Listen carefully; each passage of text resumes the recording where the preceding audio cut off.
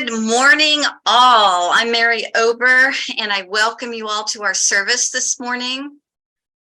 We invite you today into our spiritual community, this fellowship, our community of hope, courage, and compassion. We'd like for you all to take a deep breath and release it as we ready our hearts and minds to enter this precious space together. And I will light the candle to begin our service.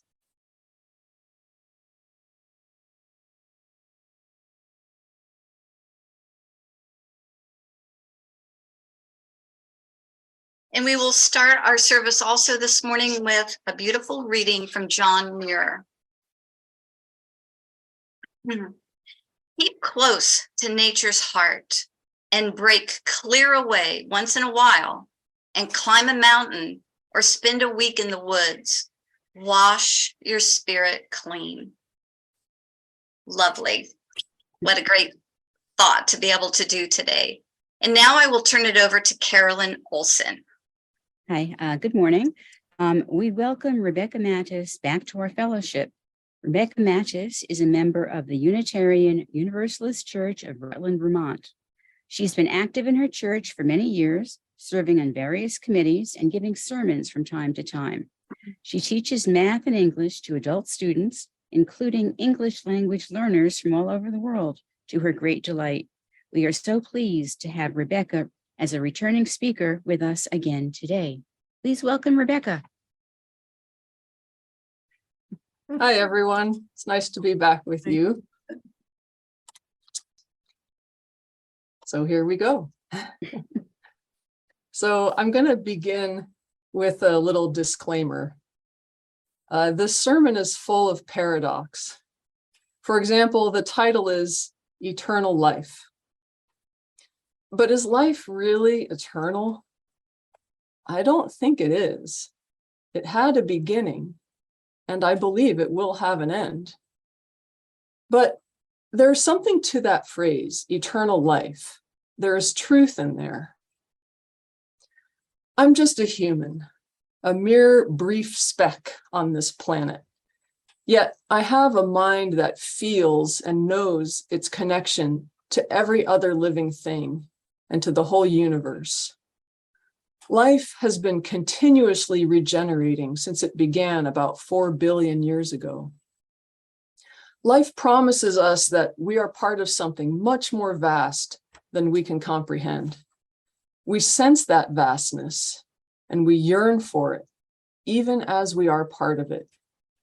I'm calling that eternity. An alternative title to this sermon was Meditations on April.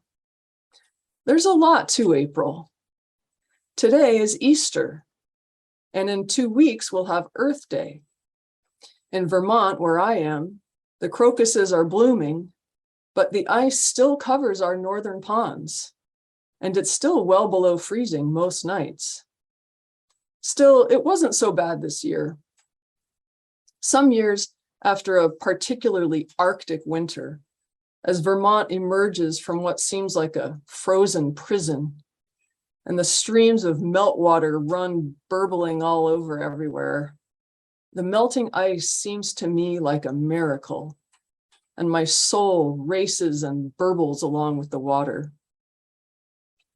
And then I feel bad for enjoying it because my knowledge of climate change makes me hate the thought of any melting ice. Maybe that's foolish, but for me, it's a profound dilemma. What do I do about being a human? How do I square my love of nature and delight in life with the knowledge that we humans are polluting our environment so catastrophically? It's so painful, I feel bad bringing it up because I don't want to spread sad feelings, which brings me to another dilemma. I want to be encouraging and I want to be truthful. I don't want to be glib and say, hey, everything stinks, but don't worry, it'll be okay. I don't know that I have any answers. I do have stories. Here's the first one, a story about planet Earth. For billions of years, life on Earth consisted mainly of anaerobic single-cell organisms, the life from which we all are descended. Life was a slimy, stinky, sulfurous soup. The air was full of methane, things were nice and warm, and everything was great. Then, in the bodies of cyanobacteria, a new kind of photosynthesis came about, along with its waste product, oxygen. Oxygen is toxic.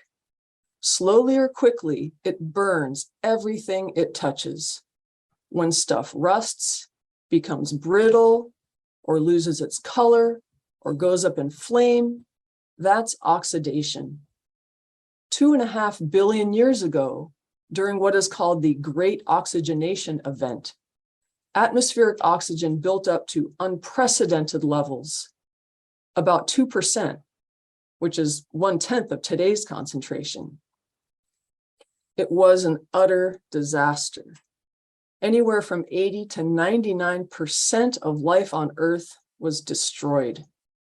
What's more, due to reactions with the oxygen, atmospheric methane was replaced by carbon dioxide, a much less potent greenhouse gas. As a result, the whole planet froze over. Imagine Austin, Texas, under hundreds of feet of ice. That's what happened, according to the snowball Earth hypothesis. It's not known for sure if the planet was 100% covered with ice, or if there was a portion of very thin or absent ice at the equator. What is apparent is that the cyanobacteria that had created the oxygen catastrophe were themselves threatened with extinction from the very ice they helped create. Writing in Slate magazine, Phil Plait said of this, "It's an interesting tale, don't you think? The dominant form of life on Earth, spread to the far reaches of the globe, blissfully and blithely pumping out vast amounts of pollution, changing the environment on a planetary scale, sealing their fate. They wouldn't have been able to stop even if they knew what they were doing, even if they had been warned far, far in advance of the effects they were creating." These non-human species nearly destroyed the entire biosphere and themselves along with it. 2 billion years later, here we are again. This time, human beings are causing catastrophic changes to ecosystems everywhere. In the face of some of these catastrophic changes, Earth Day was created in 1970, the year I was born. You could say my relationship with Earth Day is complex. I believe in it, but I have some problems with it sometimes. For example, I have some objection to the phrase, "save the planet." Humans cannot save the planet. It's grandiose to imagine that we control nature. Humans are part of nature and are subject to nature. The planet might save us or not.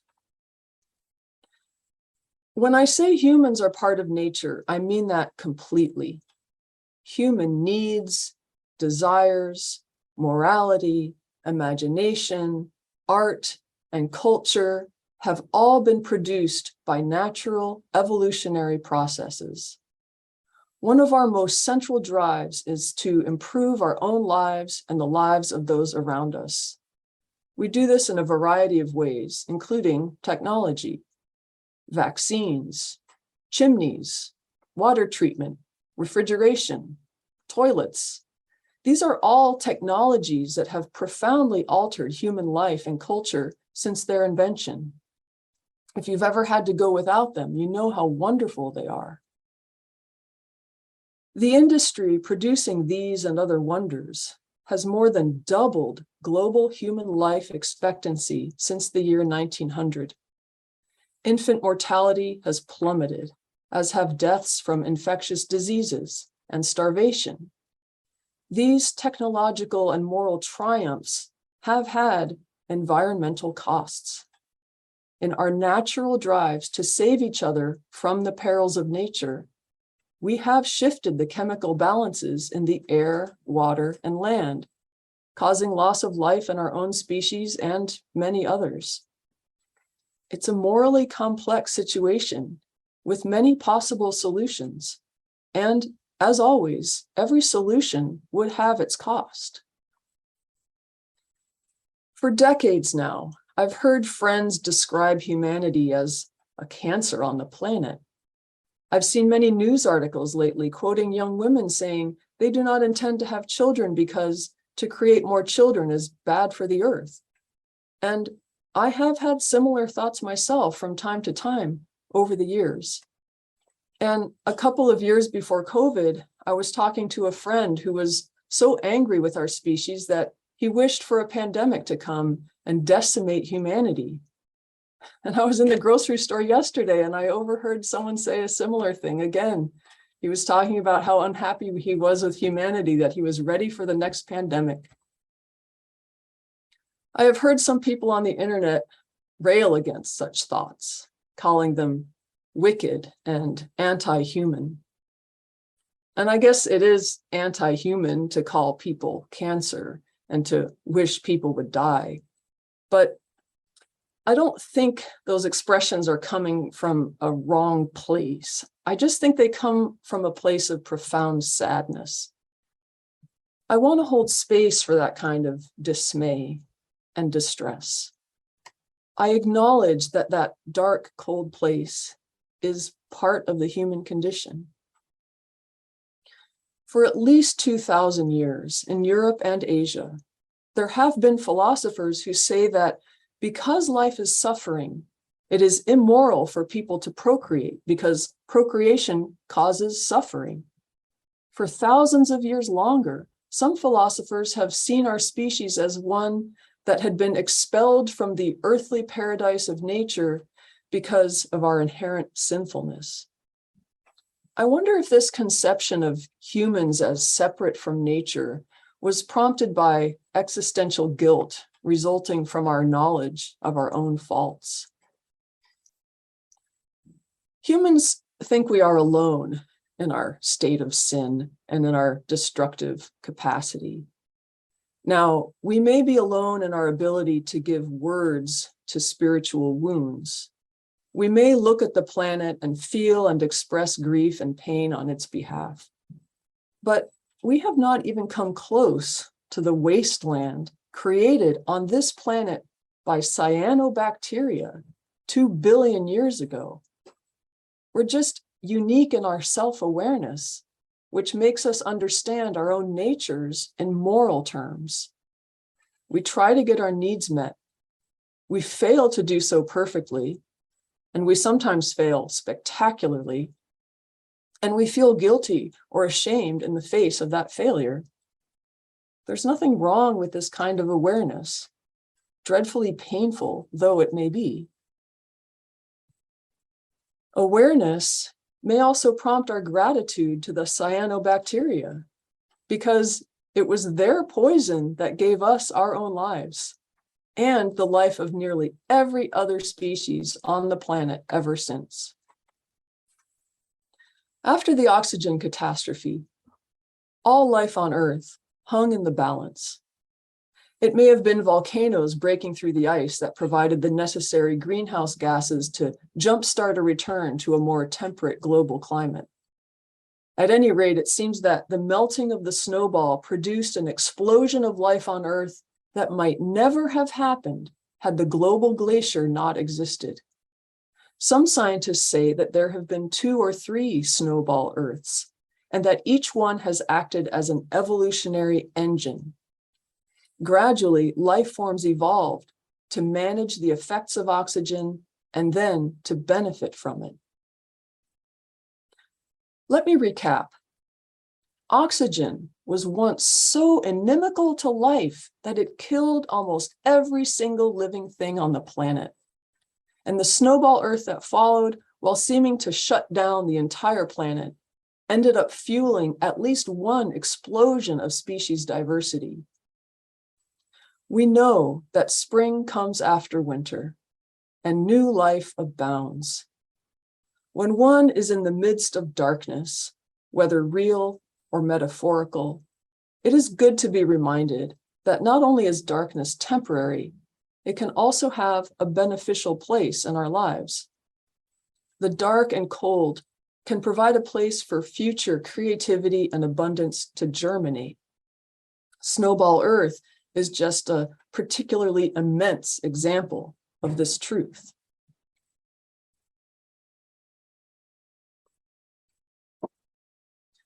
When I first heard about the Great Oxygen Catastrophe, it gave me perspective, which relieved quite a bit of distress, and that's why I'm sharing it today. I know that Earth will survive the pollution created by humanity. I know that no human alive can predict what wonders are in Earth's future, with us or without us, in spite of us, or even because of us. There are bacteria that eat crude oil. There are bacteria that eat plastic. These are true things, and I am comforted by them. But see, here's my dilemma again. The trouble with this particular sermon for me right now, and this particular perspective, is that I am attempting to relieve a suffering that I feel a moral obligation to hold on to. I don't always want to be comforted. I don't want relief from my wretchedness because as a member of the human species living today, I feel that my wretchedness is just. Grief and despair are appropriate in the face of ecological disruption. I want to hold on to what I love. I don't want to forget what is right.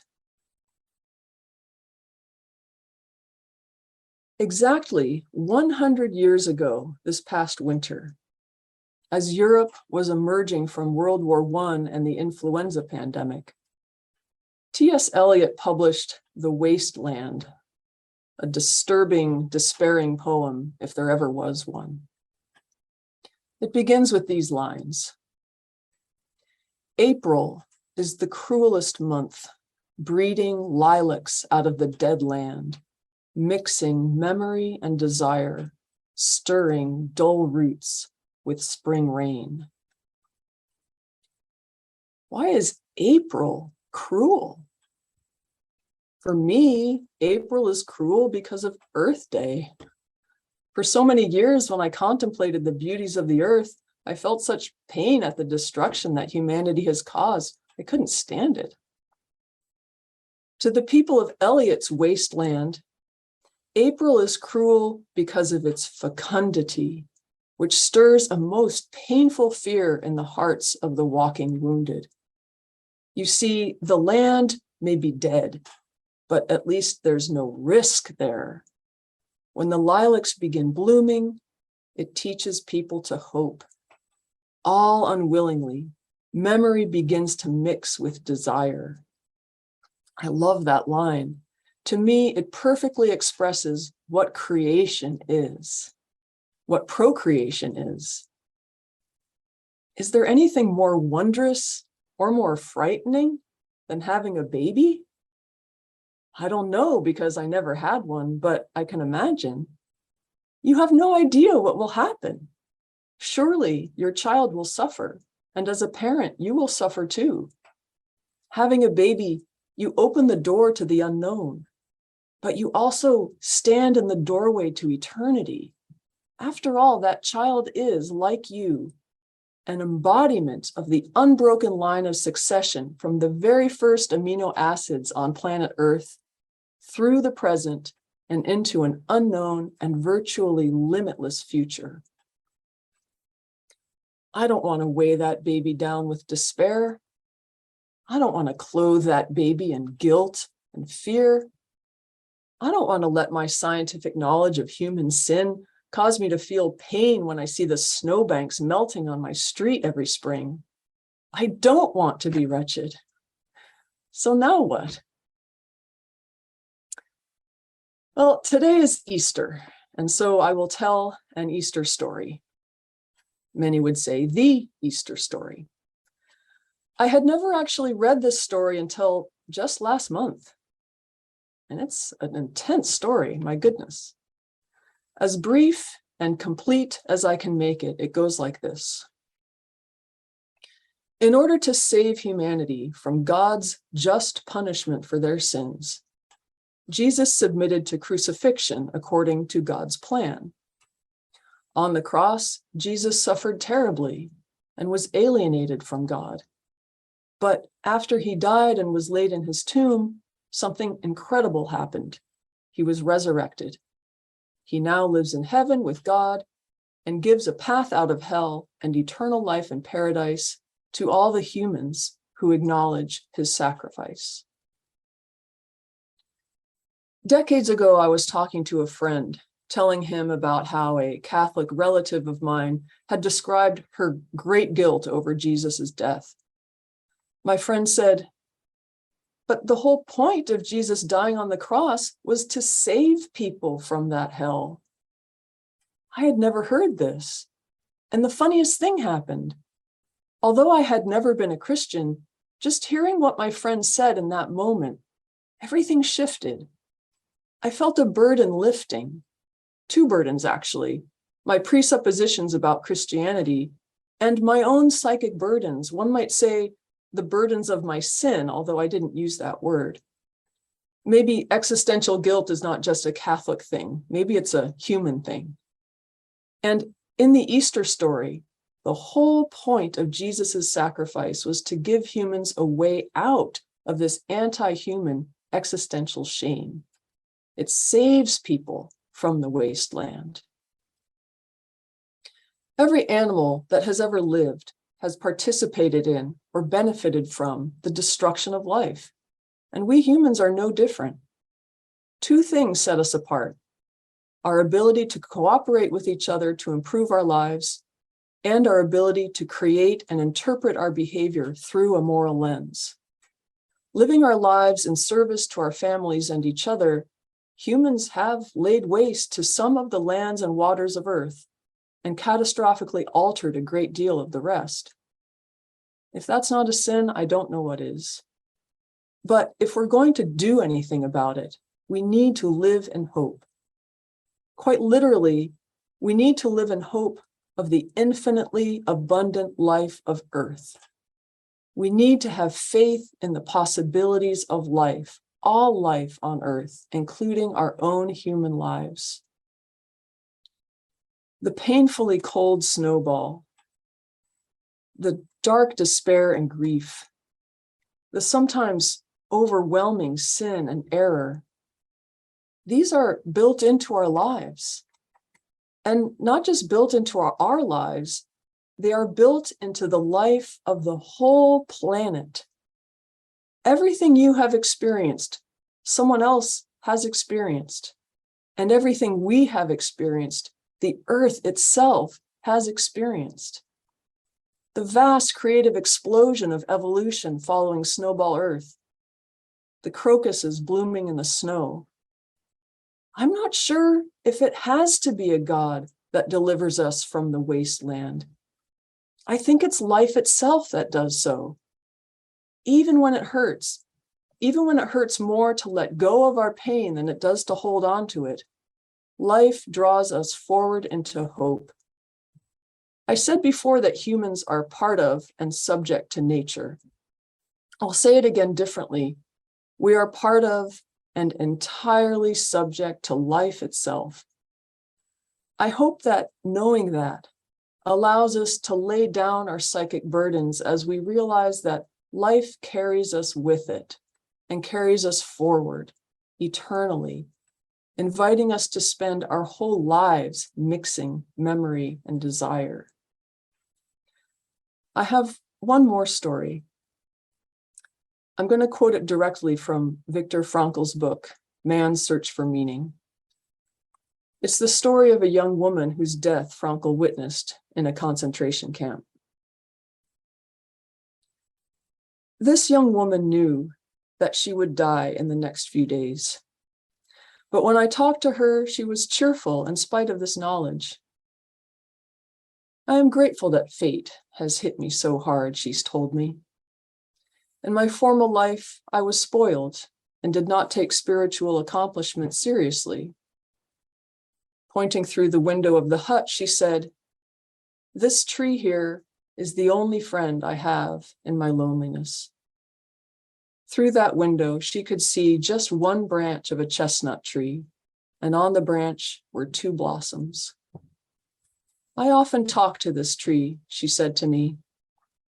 I was startled and didn't know quite how to take her words. Was she delirious? Did she have occasional hallucinations? Anxiously, I asked her if the tree replied, "Yes." What did it say to her? She answered, "It said to me, I am here. I am here. I am life, eternal life." Rebecca, thank you. That was very moving, very educational. I appreciate it. I had no idea about Snowball Earth. Now I need to do research. But does anyone have any comments or questions for Rebecca now? And if you do, there should be a little hand icon on the bottom of your screen that you can raise. Okay, well, Greg, you have a question, I know, so I'll just turn it over to you. Yeah, wonderful talk here. Very inspirational. I like the idea that it's sort of like as we become more aware of some of the things that you talked about, there may be salvation of a sort. That so really becoming more self-aware, and I'm thinking with the internet now, it seems to me that might be one vehicle too to increase. Well, that's what we're doing right now with your talk on Zoom. Increase this realization of where humanity is. I mean, you talked about several things which I'm going to be thinking about for a while now, but to me, I guess self-awareness is really what could help us deal with the situation that we're in now. Okay, Greg, thank you. Michael? Good morning, Rebecca. You just raised my awareness that, that so often our concern about the damage that humans have done to the planet and to ourselves is so anthrocentric without regard to the impact that, that life will persist. It just may be that my ancestors and yours won't be part of it. Okay, I guess Dagmar, because I'm looking at you first. Well, thank you, Rebecca. When I was a child, I thought I was immortal. Everybody else might die, but I would not. Now at 85, I know that I'm not headed that way. And I loved your talk, and it encourages me to cultivate a sense of curiosity as I go forward, rather than fear. And I just thought it was a wonderful, inspirational, and educational talk. Thank you. Thank you. Neil? Where'd he go? There he Yes, is. thank you, everyone.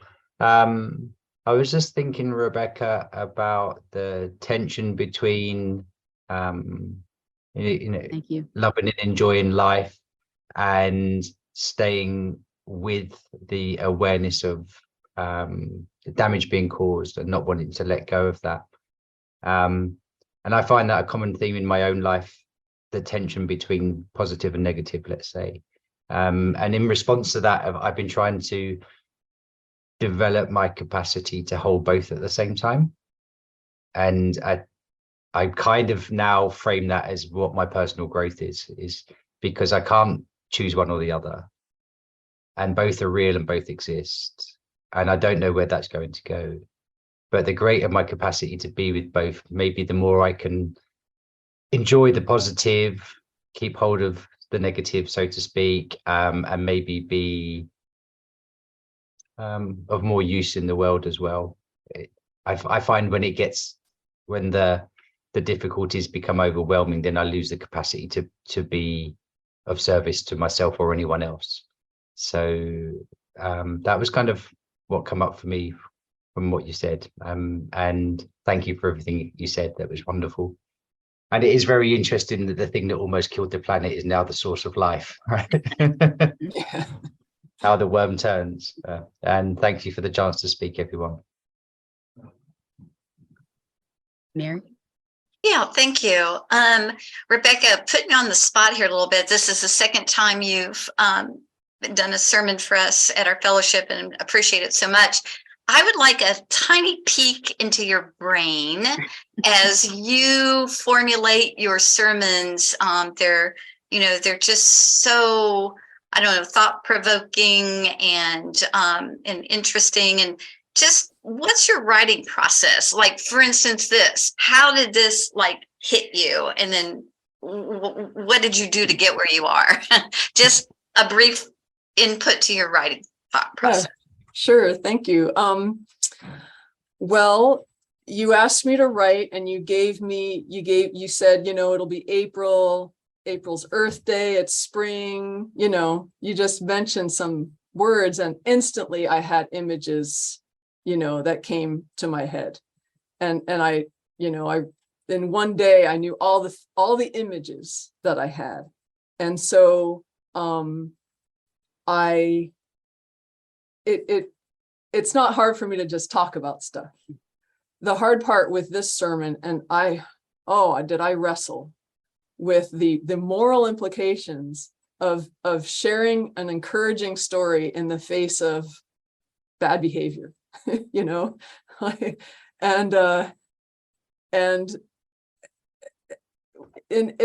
ended up writing each image down on a little piece of paper, and the purpose of each image, the snowball, the wasteland, and cutting it up on pieces of paper and literally physically arranging them on a table. And then I just spent 6 weeks just wrestling with the central dilemma of how do we deal with this place of hope and despair? What do we do? And, something that I didn't have time to say in the sermon was that, that place of hope and despair, welcome to life.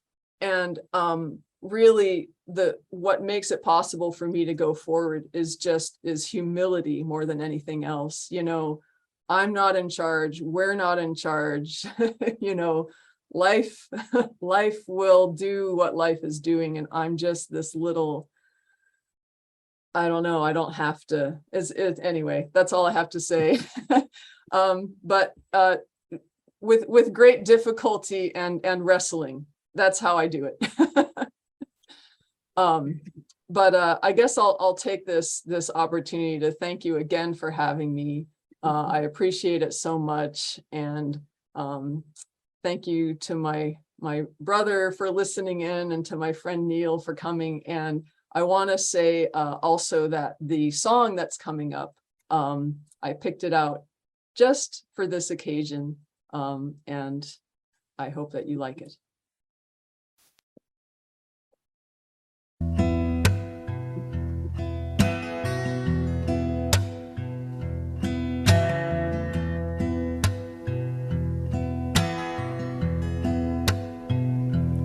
When I was a boy, each week on Sunday we would go to church and pay attention to the priest. He would read the holy word and consecrate the holy bread, and everyone would kneel and bow. Today the only difference is everything is holy now. Everything is holy now.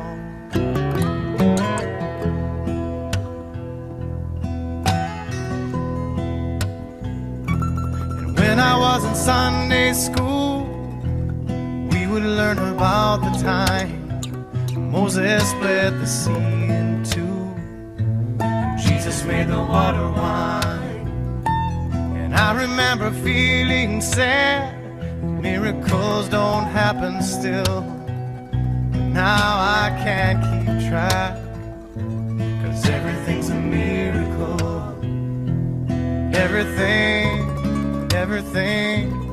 Everything's a miracle.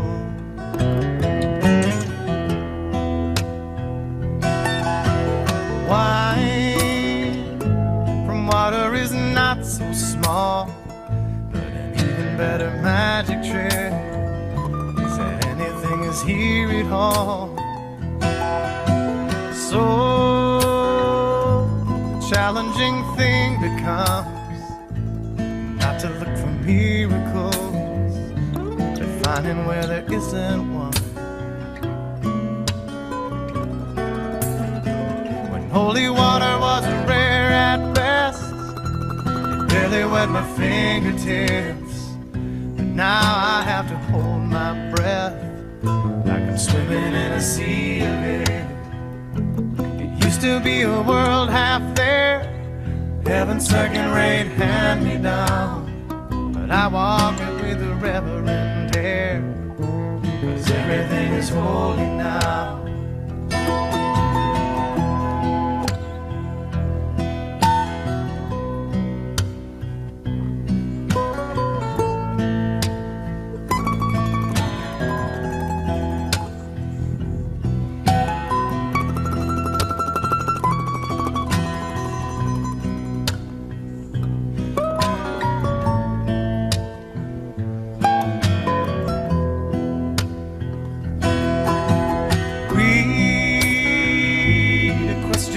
Child's face, say it's not a testament, that'd be very hard to say.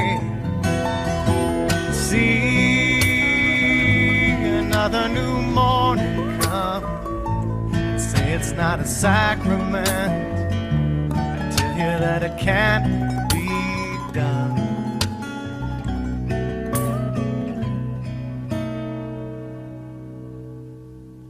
This morning outside I stood, I saw a little red-winged bird shining like a burning bush and singing like a scripture verse.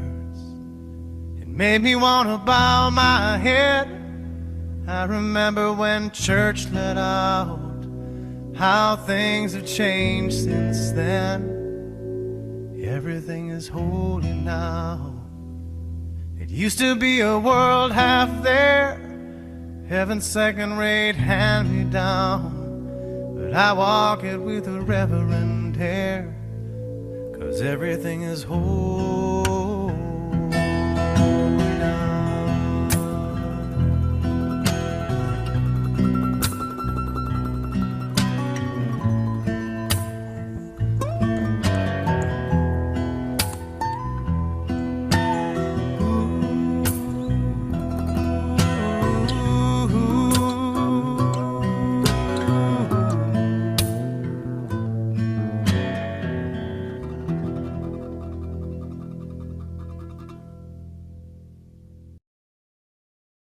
Everything is holy now. Thank you so much, Rebecca. Thanks for all of you who attended today's service. May we each experience the miracles before us each day. And I ask that you go into the world with love and kindness, and we will extinguish our chalice to end our service. And before you go, there's a couple of announcements. One is our very first in-person service will be April 23rd at 10:30 at the South Austin Senior Activity Center, known as SASAC. Each fourth Sunday of the month, we will have an in-person service, as well as continue our Zoom second Sunday service. And technology willing, when we have our in-service or in-person service, we will also Zoom that. And I know we've got people working hard to make that happen. So if you can join us at our in-person service, there'll be more information to come about that.